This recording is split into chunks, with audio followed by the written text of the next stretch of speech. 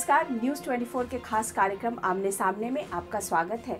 आज मेरे साथ एक ऐसे नेता हैं जो पेशे से तो वकील हैं, लेकिन सियासत उनकी कर्मभूमि है। जी हाँ, मैं बात कर रही हूँ राज्यसभा में विपक्ष के नेता श्री अरुण जेटली की।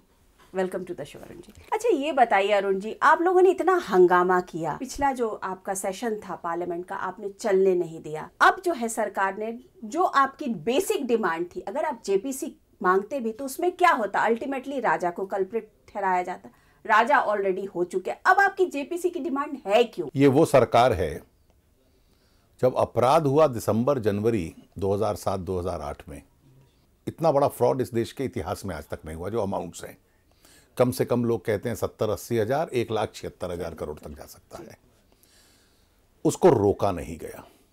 चिदम्बरम साहब का पत्र छपा है कि 15 जनवरी 2008 को प्राइम मिनिस्टर को कहा कि इसको रोको। वो फाइनेंस मिनिस्टर थे, नहीं रोका। पार्लियामेंट में उठाया, मीडिया में उठाया। राज्यसभा की बहस 1.25 साल पुरानी है, मैंने खुद आरंभ की, 3 दिन चली।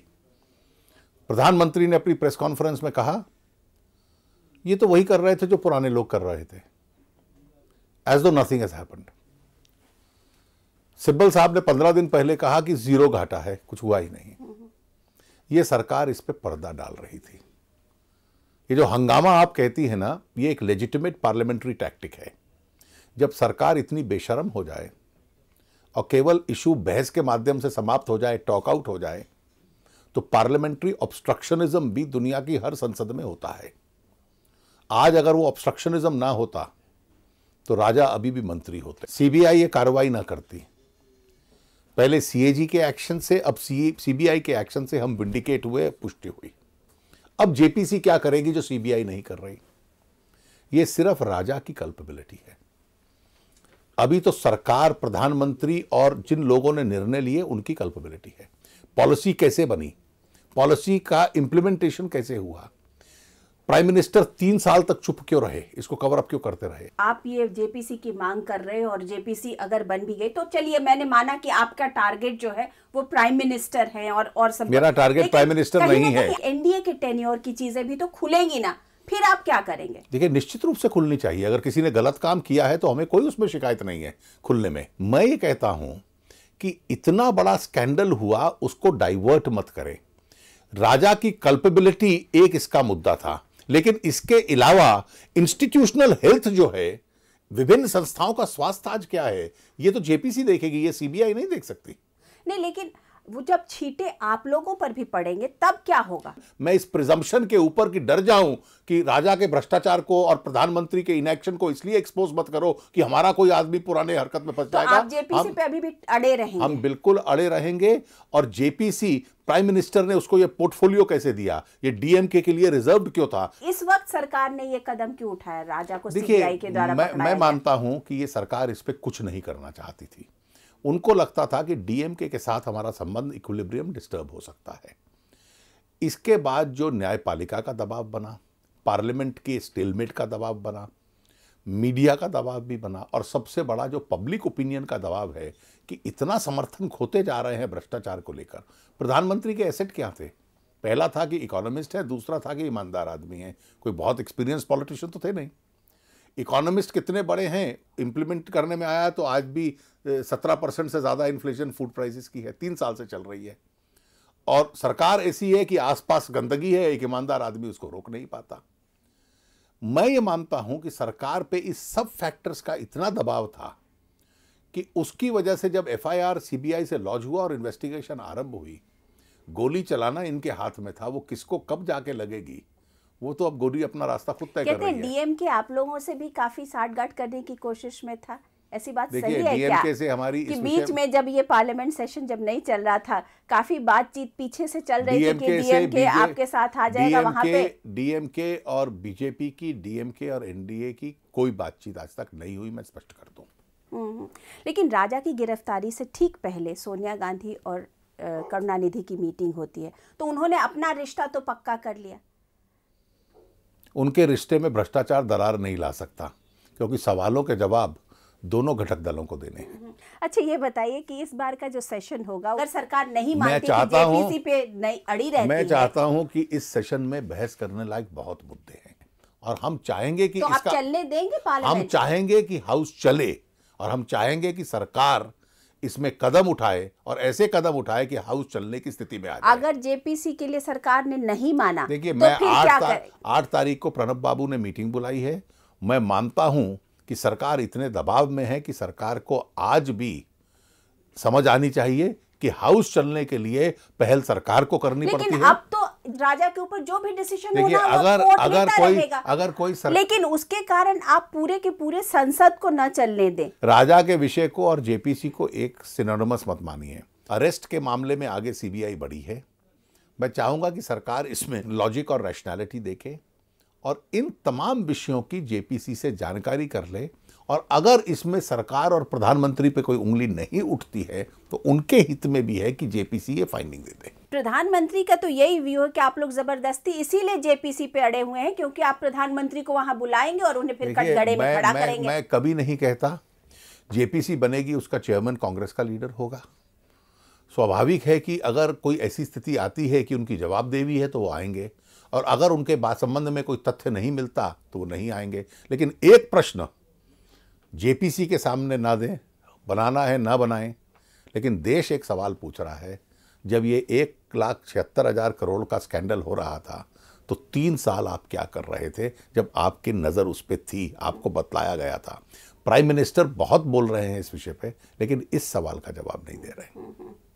लेकिन जेपीसी के भी मुद्दे पर आपकी पार्टी के अंदर भी तो दो राय है ना भाई। मुरली मनोहर जोशी, ठीक है, उन्होंने, आप लोगों ने सबने मान मनोबल किया तो फिर उन्होंने एक स्टेटमेंट दे दिया कि हाँ नहीं जेपीसी होनी चाहिए। लेकिन आपके पार्टी के अंदर भी दो व्यू है, दरार है इस मसले पर। कोई दरार नहीं है, कोई दरार नहीं है। जोशी जी का कोई व्यू इस पे अलग नहीं है। मंत्रिपरिषद कैसे बना ये पीएसी नहीं तय करेगी। प्रधानमंत्री ने कार्रवाई क्यों नहीं की ये पीएसी तय नहीं करती।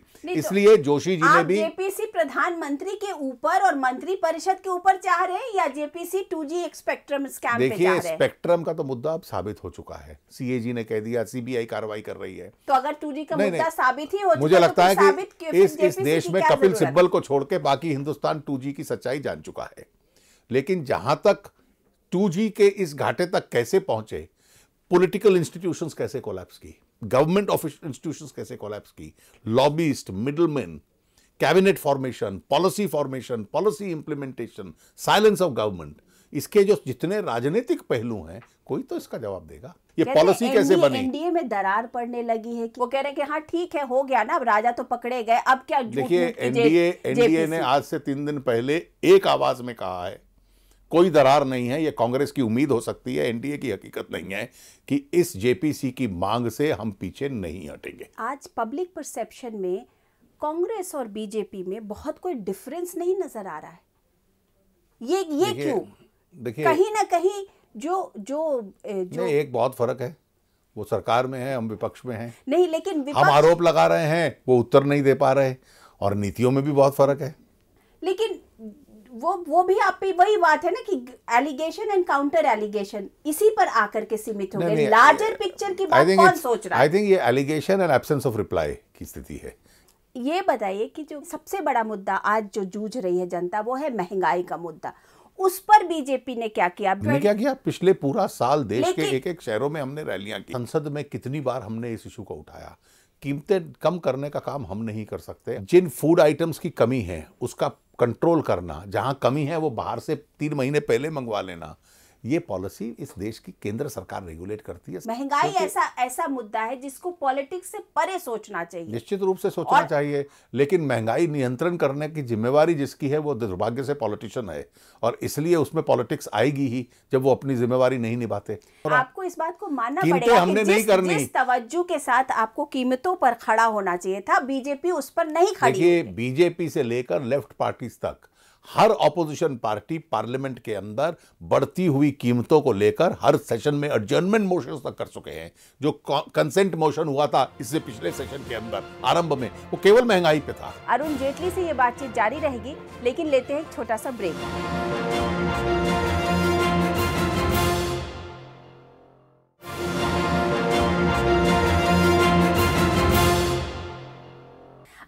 भ्रष्टाचार पर इतना हाई हॉर्स पे आप चढ़े हुए हैं, तो आप अपने कर्नाटक को क्यों नहीं देखते? आप अपनी कमीज को इतनी सफेद मान रहे हो, दूसरे की कमीज को गंदी। पार्टी को पूरी चिंता है, एक एक एलिगेशन को हम एग्जामिन कर रहे हैं, लेकिन कांग्रेस और जेडीएस आरोप लगाए वो अपने आप में सत्यवचन हो जाएगा ऐसा नहीं है। ये सीएजी ने हमारे एलिगेशन सब्सटेंशिएट किए, सीबीआई ने सब्सटेंशिएट किए, कोर्ट की प्रोसीडिंग चली।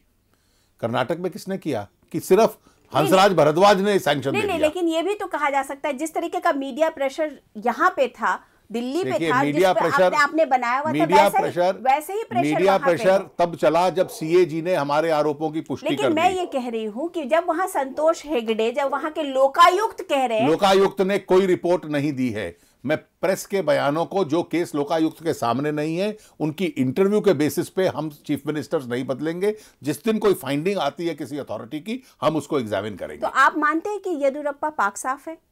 किसी भी कोर्ट ने, इन्वेस्टिगेशन ने उसको इंडाइक्ट नहीं किया है। तो आप अलाउ कीजिए, फिर आप हंसराज भारद्वाज के खिलाफ क्यों खड़े? Let investigation speak for itself. तो इन्वेस्टिगेशन होगा क्यों? हंसराज भारद्वाज के एक्शन के इसलिए खिलाफ हैं कि इन्वेस्टिगेशन जब फाइंडिंग देगा कि ये दोषी है और चार्जशीट फाइल हो, सैंक्शन तब आएगी। इन्वेस्टिगेशन हुई नहीं, sanction to prosecute private individuals को दे दी। संतोष हेगड़े तो काफी दिन से येदियुरप्पा के खिलाफ आवाज उठा रहे हैं। देखिए, वो लोकायुक्त की हैसियत में कोई रिपोर्ट देंगे तो मैं निश्चित रूप से उससे अग्री करूंगा या डिसएग्री करूंगा। प्रेस इंटरव्यूज पे I will not join issue with justice Hegde. आप येदियुरप्पा को प्रोटेक्ट क्यों कर रहे हैं? देखिए, हम आप उनको बोलिए कि भाई आप रिजाइन करो, अगर आप पाक साफ हो गए तो आपको वापस, क्योंकि हम कांग्रेस और जेडीएस को ऑब्लाइज नहीं करना चाहते कि बिना आरोप अलेज हुए, बिना किसी कोर्ट की फाइंडिंग के, बिना किसी इन्वेस्टिगेशन की फाइंडिंग पे, बिना किसी कंट्रोलर ऑडिटर जनरल की फाइंडिंग पे कांग्रेस ने आरोप लगाया हम अपना मुख्यमंत्री बदल दें। नहीं, उनके बच्चों के खातों में पैसे गए, ये तो कांग्रेस का आरोप नहीं है, ये तो ट्रूथ है ना। उन्होंने जो आरोप लगाया प्रॉपर्टी ट्रांजैक्शन का, वो कमीशन को हैंडओवर कर दिया कि let the commission of inquiry decide this. The Lokayukta can come to a finding, वो भी नहीं आया। आपको नहीं लगता as a senior season leader of BJP की जो बीजेपी की धमक है? मुझे बिल्कुल लगता है वो येदियुरप्पा के मसले पर, देखिए, जब विवाद आता है, जैसे बोलते दाग लग गया, जब विवाद आता है तो वो खराब पार्टी की स्थिति हो सकती है। जब कभी किसी अथॉरिटेटिव फाइंडिंग आएगी तो हमारे लिए चिंता का और विषय और चुनौती बनेगा।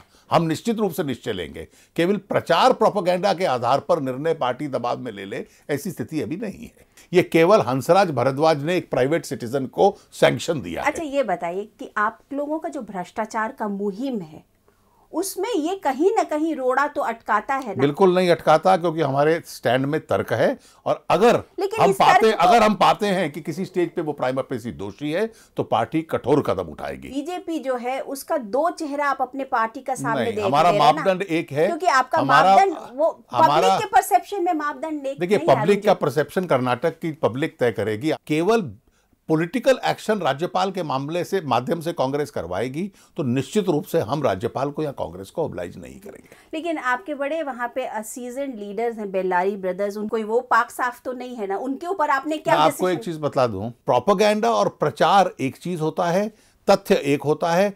चाहे येदियुरप्पा हो, चाहे रेड्डीज हो, अगर उनके खिलाफ कोई एलिगेशन सब्सटेंशिएट होता है, पार्टी निश्चित रूप से कार्रवाई करेगी। अच्छा, ये तिरंगा यात्रा बीच में कहां से आप लोग आ गए? वो तो आपकी यूथ विंग की यात्रा थी, उसमें सारे लीडर्स क्यों आ गए? देखिए, हम लोगों को केवल रैली एड्रेस करने के लिए जाना था, लेकिन श्रीनगर तो छोड़िए, जम्मू को ही वॉर जोन बना दिया।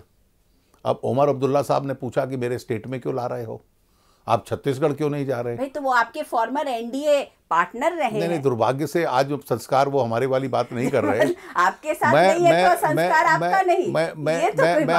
मैं आपको एक चीज कहूं, क्योंकि इस देश में ऐसा मुख्यमंत्री है और ऐसी सरकार है जो ये कहे कि सेपरेटिस्ट को प्रोवोक नहीं करना, इसलिए मैं अपने राज्य में तिरंगा नहीं लहराने दूंगा। जो तिरंगा लहराएगा उसको पकड़ा पुलिस ने, पीटा, उसको कस्टडी में रखा। श्रीनगर में ये हुआ और उसके बाद उनको छोड़ा। मैं मानता हूं यही एकमात्र कारण है कि वहां तिरंगा लहराने की आज भी आवश्यकता है। सुषमा जी और मैं रैली के यात्रा के साथ नहीं जाने वाले थे, हम केवल जम्मू की रैली एड्रेस करने गए। दुर्भाग्य से उन्होंने जम्मू पे ही हमको रोक लिया और कहा आपको कश्मीर में, जम्मू कश्मीर में आने नहीं दिया जाएगा। We wanted to make a political point. मुझे कोई संकोच नहीं कहते हुए कि हम ध्वज पकड़कर जम्मू कश्मीर में एंटर करेंगे। हाँ, लेकिन वो उतना सक्सेसफुल नहीं हुआ, बस आप लोगों ने एक मीडिया इवेंट बना मैं के ये मानता हूँ छोड़ ये दिया। मीडिया इवेंट नहीं था, इससे जो डिबेट जनरेट हुई उसमें हमारे हर विरोधी को उत्तर देना कठिन हो रहा है कि क्या कारण है कि स्वतंत्रता के 63 वर्ष बाद जम्मू कश्मीर में तिरंगा लहराना अपने आप में अपराध बनाया गया है। लेकिन जहां एक तरफ आप उस मसले को लेके राष्ट्रवाद के मसले पर लेके जा रहे हैं, दूसरी तरफ बीजेपी और संघ परिवार के ऊपर जिस तरीके के आरोप लग रहे हैं और प्रूव हो रहे हैं, चाहे वो मालेगांव ब्लास्ट हो, चाहे वो अजमेर शरीफ का, बिल्कुल, उससे आपको नहीं लगता कि आप लोगों की पूरे परिवार की छवि पर मैं आपको स्पष्ट कर दूं, बीजेपी का इससे कोई वास्ता नहीं। नेशनलिस्टिक छवि जो है आपकी, कहीं ना कहीं तो बिल्कुल नहीं। टेररिज्म के खिलाफ सबसे अधिक हम हैं। जहां तक राष्ट्रीय स्वयंसेवक संघ का प्रश्न है, भागवत जी उसको कितना स्पष्ट कह चुके हैं कि वायलेंट एक्टिविटीज और किसी प्रकार के उग्र स्वभाव के व्यक्ति का कोई संघ में स्थान नहीं है। संघ इतना स्पष्ट कर चुका है इस विषय को, और इस विषय के ऊपर बिल्कुल कठोरता के साथ वो बार बार ये बात कहते हैं। इसलिए ये कहना कि संघ या बीजेपी में से कोई इसमें इन्वॉल्व है, इसका कोई प्रश्न ही नहीं। लेकिन ये परिवार तो है ना। सीमानंद कौन है? देखिए, मैं अभी व्यक्तियों के दोषों में नहीं जा रहा हूं। ऐसा तो है नहीं, ये आपका लार्जर परिवार है। मैं किसी एक व्यक्ति ने का क्या रोल है उसमें नहीं जाऊंगा। इन्वेस्टिगेशन के बाद कोर्ट में मामला है, मैं उस पर टिप्पणी नहीं करूंगा। लेकिन मैं इतना स्पष्ट कर दूं, जहां तक बीजेपी और संघ का प्रश्न है, इस प्रकार की एक्टिविटीज को हम आउटराइटली कंडेम करते हैं और कोई किसी का इन एक्टिविटीज के साथ कोई संबंध का प्रश्न नहीं। पहली बार हुआ है अरुण जी कि संघ परिवार, मैं ये मानता हूं इस मुद्दे पर सवाल उठ रहे हैं। बीजेपी का तो खैर कोई आरोप भी नहीं है हमारे ऊपर। संघ ने भी स्पष्ट कर दिया उनका इन एक्टिविटीज से कोई लेना देना नहीं है। ये बताइए कि बीजेपी के आज लीडरशिप में हम किसको माने कि वो लीडर है? क्योंकि आडवाणी जी तो चलिए आदरणीय हो गए। मैं इसका उत्तर आपको दे दूं। हमारे यहाँ आडवाणी जी हमारे वरिष्ठ हैं। उसके बाद मैं 10 नाम आपको गिरा सकता हूं जो हर पॉलिटिकल पोटेंशियल में, हर दृष्टि से अन्य पार्टियों के नेताओं, दलों के नेताओं से कहीं 19 आपको नहीं मिलेंगे। लेकिन किस चुनाव में कौन लीडर होगा वो चुनाव के समय हम तय कर पाएंगे। आज हमारे मुख्यमंत्री आप देखिए, शिवराज सिंह चौहान, नरेंद्र मोदी, आपके रमन सिंह, ये सब यंग कैटेगरी में आते हैं। आडवाणी जी का रोल क्या है? देखिए, आडवाणी जी हमारी पार्टी के एक प्रकार से गाइड और मार्गदर्शक हैं। आडवाणी जी हमारे सीनियर मोस्ट लीडर हैं और हमें मार्गदर्शन करने का काम पार्टी में करते हैं, और वो उनका रोल जब तक वो सक्रिय रहेंगे वो उनका रोल रहेगा। लेकिन आप अपने मार्गदर्शक का एडवाइस को कहाँ मानते हैं? अगर वो आपके सीनियर और मार्गदर्शक हैं तो फिर आपको उनकी बात कर्नाटक में माननी चाहिए थी कि येदियुरप्पा को देखिए, आडवाणी जी बात झारखंड में माननी चाहिए। आडवाणी जी तो जहां आप लोगों को सूट करता है आप उनको मार्गदर्शक बिल्कुल बना नहीं। लेते हो। आडवाणी जी बीजेपी की कलेक्टिव डिसीजन मेकिंग प्रोसेस में फर्स्ट अमंगस्ट इक्वल हैं और रहेंगे। 2014 के लिए आपका चेहरा कौन है? देखिए, मैंने आपको बताया, हमारे पास ऐसे बीजेपी के पास, एनडीए के पास बहुत चेहरे हैं। चुनाव से पहले हम तय करेंगे। फर्क केवल इतना है कि पैदा होते ही डायनेस्टिक पार्टीज की तरह हम लीडर तय नहीं करते।